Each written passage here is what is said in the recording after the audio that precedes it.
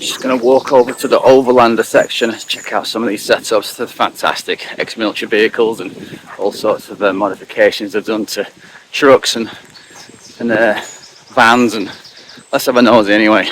Hi Dan, I'm Neil. Nice to meet you, Neil. So what vehicle is this then, Dan? It's a 2016 Ford Ranger Wildtrak. Right.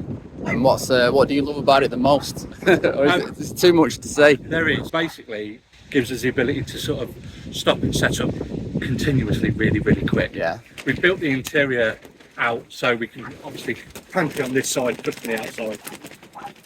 And then you've got... And you've looks like you've made this. Yeah. We built out just to, because they come as an empty shell. Yeah. There's lots of really clever space and time saving additions with that build. So the alley table that we've got there is on gas struts. Right. But it collapses up and slides into this front section. Right. There. Is that something you've seen somebody else do? No. This is something that comes as an option with this unit. Oh, right. Yeah.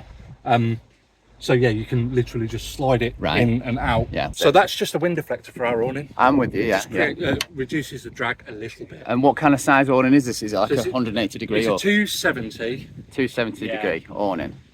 Yeah. And then it's a side and a back and a little bit more, I guess. Absolutely. Isn't it? And how many berths is this then? 2 comfortably. And where do you keep that? Is it up? So, what I can show you. Sorry about the mess we've been living at for the past 3 days. So. Well, this looks pretty tidy actually. It's quite. You've got some order going on. To get up top. Yep. That's great. Yeah. That's good. And you can stand on that little seat there. Stand on one of the seats. Yeah. And that's 2 up there. 2 up there. Yeah.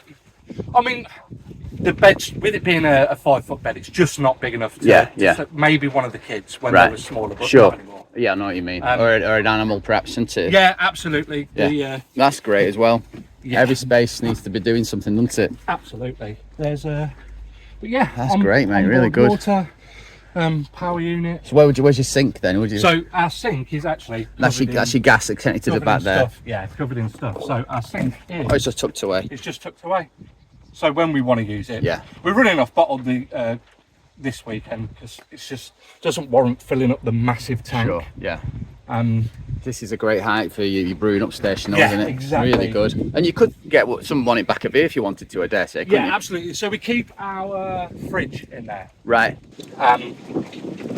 Yeah. Which eventually we'd like to do a rear seat delete of that, but occasionally we still have one of the kids come camping with us. A rear seat delete? Yeah, so just get rid of the rear seats in this completely and build out some extra drawers and a pull-out roller system. Oh, right, yeah, and that could be like a kitchen setup there. And exactly, yeah. I like that terminology, a rear seat delete. This is fantastic, Dan. Well, thank you. And is it your day-to-day vehicle as well? No. Yeah, this is dedicated adventure truck. We've for years and years we used my Disco 3 with a standard rooftop tent and awning on it. Yeah, right. And it was great, but we can contain ourselves completely within the footprint of the vehicle. Yeah. With this. Yeah. Whereas we couldn't with the other setup. So when we're doing a lot of drive for a day, stop overnight, drive for a day, stop overnight, this is so much easier. Yes. Yeah. It's an overland, it's proper overlander, this, isn't it? Yeah. And you got solar on top as well. Solar on top, yeah. And then you got your power bank on there. Up top, charging a 100 watt-hour leisure battery in the back, which does everything at 12 volt. Yeah. We've got a little air fryer, which is why we need the extra power from the Bluetti. Right. Until we can install an inverter, but to be perfectly honest, this works out really well. So can I ask you, Dan, how much would something like this cost, or what have you done to it, what you spent on it? I can tell you, base vehicle aside, I mean obviously you can spend as much or as little as you want there. The alu cab top unit comes as a complete unit, and they retail for about 14 grand. Right. Dry fitted. Yeah. And then obviously we've done things like solar, water, all of our pumps. But you just bought the vehicle and you... Well, I bought it all ready to go, all with the rear already on, the alu cab already on. Right, yeah. And I paid 25 for that? For the lot, yeah. The interior fit out to suit us. it's a weekend and some ply. Yeah. It really didn't cost very much at all. It's more affordable than what I thought. Last year I was speaking to someone who converted to Land Rover, and he was saying about 17 or 18 to kind of get him on the road. You know what I mean? Like with a conversion built in. Some work yourself. As soon as I see stuff like this, I immediately think like 60 to 80 grand. Oh God, yeah. Like there'd be no way. There'd be no.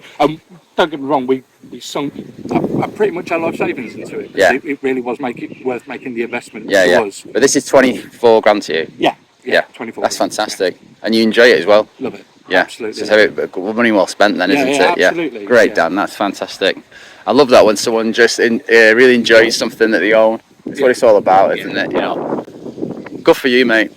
I'm Neil, by the way. I'm Lee. Hi, Lee. Can you tell us a bit about your vehicle, then, please? So it's a 2012 Paperman HX60 ex-military. So the military, when they moved from the DAFs to the new trucks, they had to retrain all the drivers. So they bought a set amount for driver training. Right. Once they trained all the drivers, they then put them up for auction and they became publicly available. How's it handle on road? Not too bad. It's a big bouncy truck at the moment. There's no weight on it, so they work much better with about 2 tons on the rear. Right. Obviously, just camping gear, etc., doesn't make that very viable. So, about 18 miles to the gallon as well. Bad on fuel as it stands.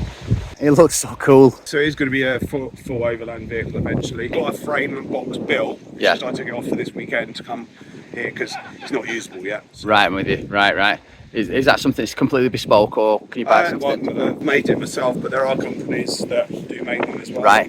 Is that something part of your profession? I've got an engineering company as well, and we do vehicle and bits and pieces. So we'll do vehicle conversions, vans, Right. etc. Yeah. This is just the next sort of evolution as we move forward. It's a lovely project, mate. Yeah. Lovely. That's so cool. Could I have a quick look in the cab? Is that possible? Are you familiar with vehicles like this? No, so I didn't have my HGV licence until January this year, which I then actually passed to be able to drive it. Right. Was that something you found easy? It's a week of driving and reversing and bits and pieces, then Yeah. you go and take your test. I'm quite personally competent with vehicles, so Yeah. it didn't phase me. So can I ask you how much something like this cost if Yeah. you purchased it? So they're on the market now for about between 40 and 50 grand with road registration. You may find them a little bit cheaper if they've got, need some work doing to them, but generally they're a high value vehicle. Yeah. When they were commissioned by the military, they were somewhere in the region of 80,000 a unit. So Yeah. that's what you get. You get a lot of truck for your money. So Yeah. It's a beautiful project, mate. That's what it is. probably a good 50, 60 grand just going to go in the Yeah. box on the back. But that's a safe investment. Yeah. It's great. So there's a couple of other YouTubers that have got one now. All right. Michael Payne, adventurer. He's just put his on the market for 180, Wow. and that's built. Yeah. Is that top bit up there part you can get your head up into? Am I right in thinking that? Can so That's a void, is it? so there is a gun turret on these, Is there? which is AKA the sunroof.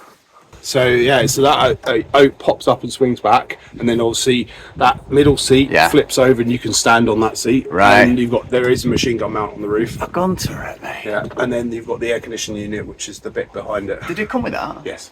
That's brilliant. Yeah, it's 22 kilowatt Right. air conditioning unit, designed for the desert. Yeah. Oh wow. That's really good. Thanks for that, Lee. Okay. That's such a good project. And how much happiness does it bring you? It's stress and anger. So, All the best things Yeah. start like that, mate. yeah. And how are you finding the swag bags as well, by the way? Oh, they're brilliant. I hear good things about them. Yeah. It's the first time I've seen a two-berth one, so to speak. Okay. Yeah, they're really good. Yeah. They don't do well in lots of rain because they All right. they do leak. Do they? Um, That's the first I've heard of that. They leak on so if you look on those ones over there, they'll leak where the ties are for the doors. Yeah. They'll leak, drop, it'll So that triangular bit at the front there. No, so these ties here, basically what happens is they get wet and they get soaked, and then Right. there's a tile on the other side and it just water. Bit of a heavy spot where it can Yeah. wick in, yeah. The answer is you put it under the. Yeah, that's the right way around it, yeah. Oh, thanks, Felly. Appreciate it, mate. Thank you. Thank you.